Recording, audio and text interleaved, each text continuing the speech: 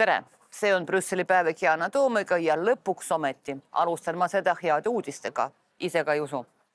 Eesti valitsus on nimelt lõpuks liikuma hakanud ja teatanud, et on valmis arutama Euroopa CO2 kvootide kauplemise süsteemi reformi. Meenutan, et nende kvootide maksumus on üks peamisi komponenti elektri hinna kujunemisel, mis mõjutab Eestis eranditult kõiki.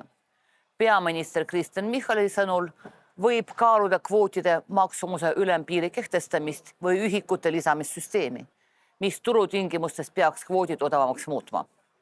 Väike, kuid siiski võit. Olen kindel, et oravad on oma meelt muutnud, mis juhtub nendega päris harva, muu hulgas Eesti sisemise surve mõjul, millest rääkisin eelmistest päevikutest.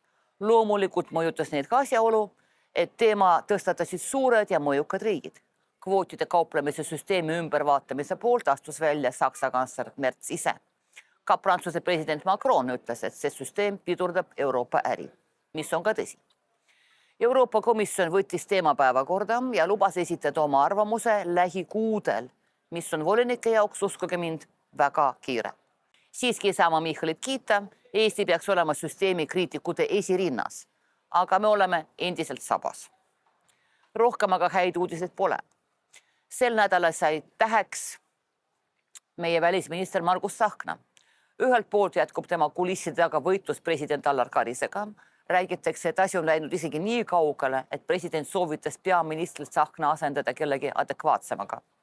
Teiselt poolt Tsahkna räägib ja räägib, lihtsalt lõputult. Ja iga päev saame me teada midagi uut. Näiteks ütles Tsahkna äsja, et Eesti on valmis paigutama oma territooriumile liitlaste tuumarelvad. Eestis, tuletan meelde, ei suuda me kokku leppida tuumaelektrijaama ehitamises, mida on meil tegelikult palju rohkem vaja. Ja kuidas tuumarelvade olemasolu oleks meid kaitsnud? Kas ei teeks meid esimeseks ja kergeks sihtmärgiks? Kas ei juhtu nii, et eduka rünnaku korral kaotab Eesti rahvas, nagu sageli öeldakse, ainsa koha maailmas, kus saab rääkida eesti keeles? Niivõrd tõsise teema puhul tahaks kuulda ekspertide arvamust, kelle hulka Margus Tsahkna ilmselgelt ei kuulu. Teine näide.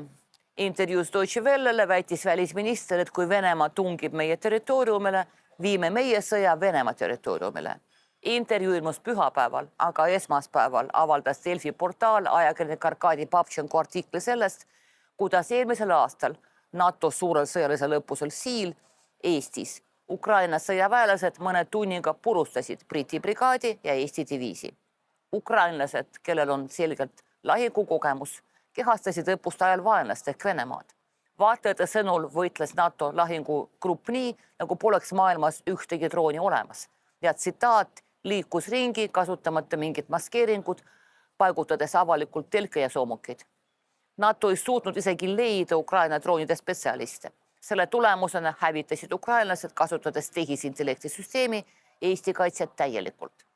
Pärast seda palus juhtkond ukrainlastel õppustelt lahkuda ja jätkas sõjalist väljaõpet ilma droonideta. Selle peale ütlesid ukrainlased, teil pole mitte armee, vaid lasteaed 50-aastastele meestele. Ma väga loodan, et meie sõjaväelased tegid lõpuks järeldused, sest Venemaal on täna lahingukogemused droonidega sõdimises sama suured kui Ukrainal.